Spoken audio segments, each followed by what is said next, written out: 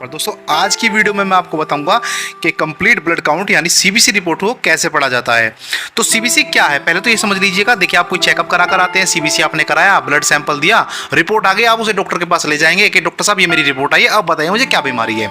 तो आप घर पर ही पढ़ सकते हैं, मैं आपको बताऊंगा कैसे। तो पहले जान लेते हैं सीबीसी क्या है। देखिए कंप्लीट ब्लड काउंट हमारे स्वास्थ्य का मूल्यांकन करता है और अनीमिया, इन्फेक्शन, ब्लीडिंग डिसऑर्डर ऐसी कई बीमारियों के बारे में बताता है। हमारे ब्लड में 3 प्रकार के सेल्स होते हैं, इन्हीं सेल्स को देख करके आपको बताएंगे कि आप बीमार हैं या नहीं है। तो पहली जो होती है वो होती है रेड ब्लड सेल, ठीक है, दूसरी होती है व्हाइट ब्लड सेल और तीसरी होती है प्लेटलेट्स। इन तीनों के बारे में ही देखकर डॉक्टर बताते हैं कि आप बीमार हो या नहीं।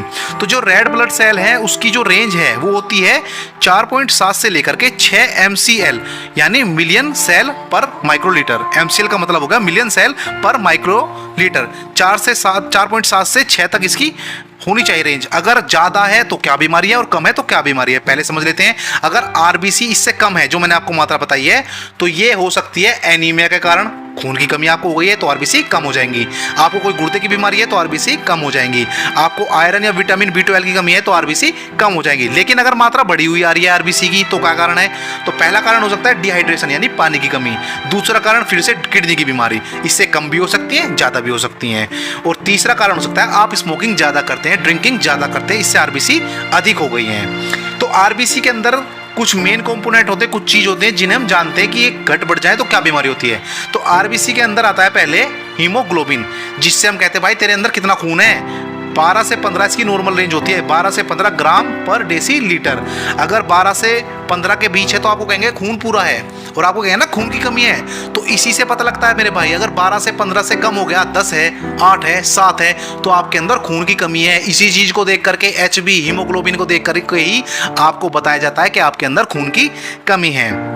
दूसरे नंबर पर होता है भाई हेमेटोक्रिट HCT। इसकी जो नॉर्मल रेंज है मेरे भाई वो है 42 से 52% के बीच में, ना ज्यादा होनी चाहिए ना कम होनी चाहिए। इसका क्या मतलब होता है भाई, जो हमारा खून होता है उसमें आरबीसी कितने परसेंट है वो ये चीज बताएगा। आरबीसी का परसेंटेज कितना है खून में वो हेमेटोक्रिट HCT बताएगा। नॉर्मल रेंज 42 से 52% होनी चाहिए, कम है तो आरबीसी कम है और इससे ज्यादा परसेंट है तो आरबीसी का परसेंटेज ज्यादा है। और मैंने ऊपर ही बता देता है कि आरबीसी कम ज्यादा होने से क्या वजह होती है। तीसरे नंबर पर है मेरे भाई मीन कोरपस्कुलर वॉल्यूम MCV।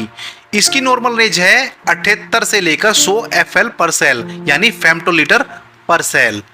ये जो है MCV जो है मीन कोरपस्कुलर वॉल्यूम जो है आरबीसी के औसत आकार को मापता है। वो बताता है कि आरबीसी कितनी बड़ी है कितनी छोटी है। अगर आरबीसी छोटी है तो उसका कारण हो सकता है एनीमिया, थैलीसीमिया, जो कि आयरन की कमी के कारण रोग होते हैं। अगर आयरन की कमी का आपको वजह है, कारण है, तो आपकी MCV यानी मात्रा कम हो जाएगी। और MCV अधिक कब बनेगी?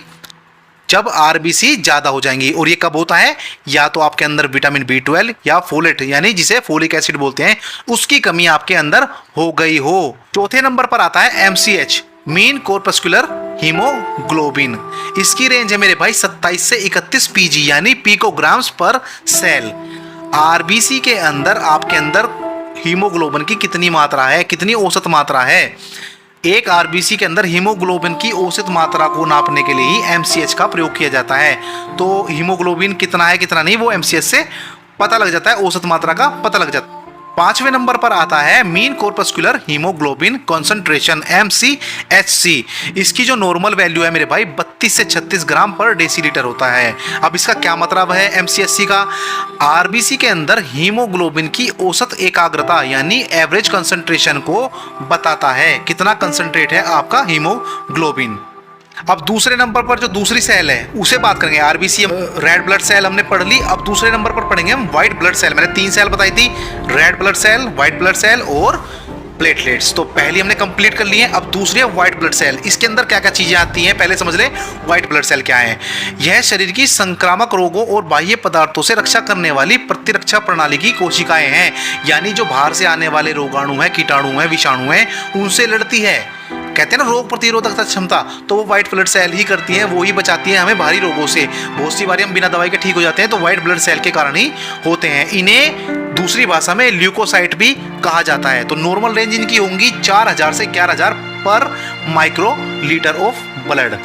ठीक है। अब WBC की कमी किस वजह से हो सकती है, यानी व्हाइट ब्लड सेल आपकी कम हो जाए, 4000 से 11000 के बीच में ना रहकर 4000 से कम हो जाए, तो कारण क्या है? पहला कारण हो सकता है ऑटो इम्यून कंडीशन।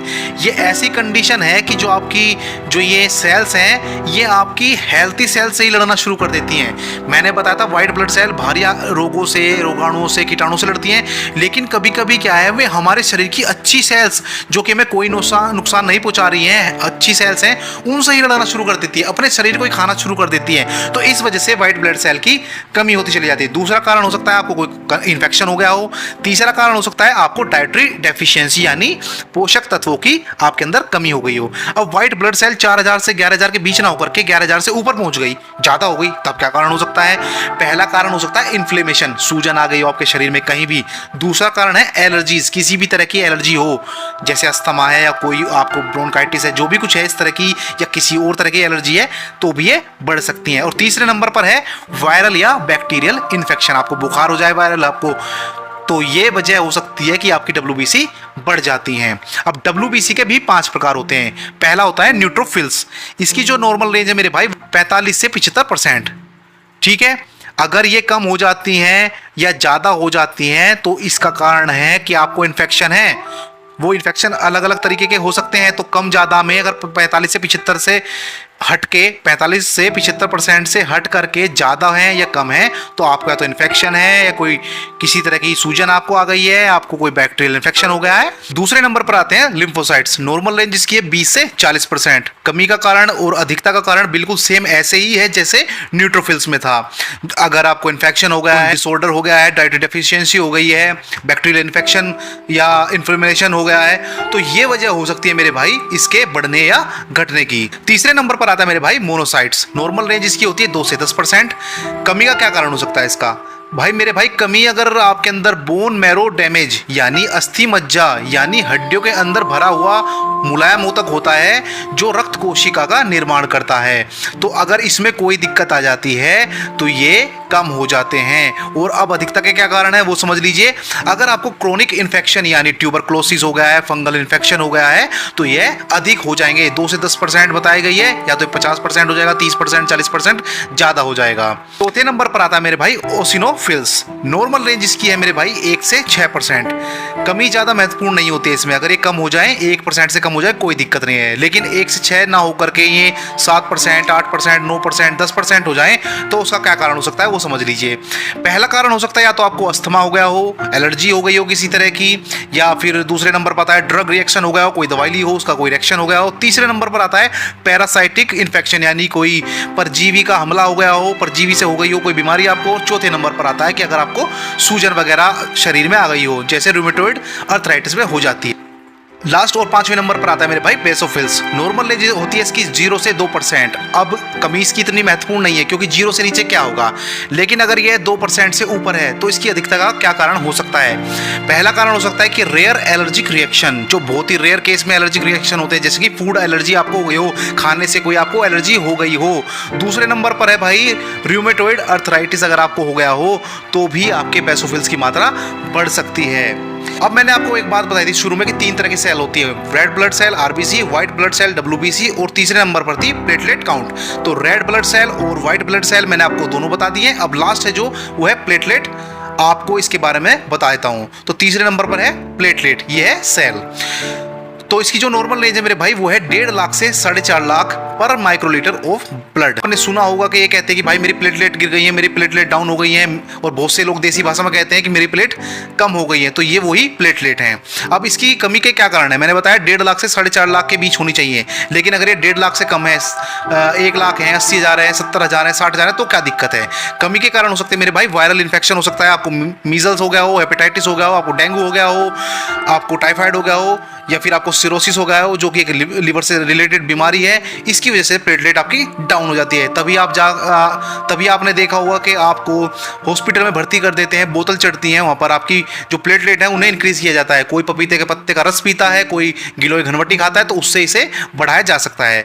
कमी के कारण मैंने आपको बता दिया। अब अधिकता के कारण समझ लीजिए। अगर आपकी प्लेटलेट ज़्यादा है, 4.5 लाख से भी ज़्यादा है, तो क्या करना है?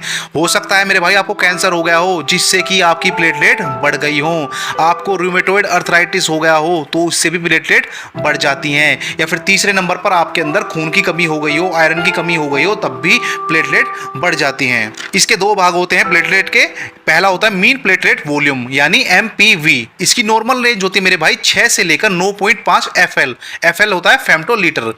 यह प्लेटलेट के औसत आकार को दर्शाता है। MPV जो होता है प्लेटलेट के आकार को बताता है कितनी बड़ी है, क्या इसका आकार है। दूसरा होता है इसका जो भाग है वो है प्लेटलेट डिस्ट्रीब्यूशन विड्थ PDW।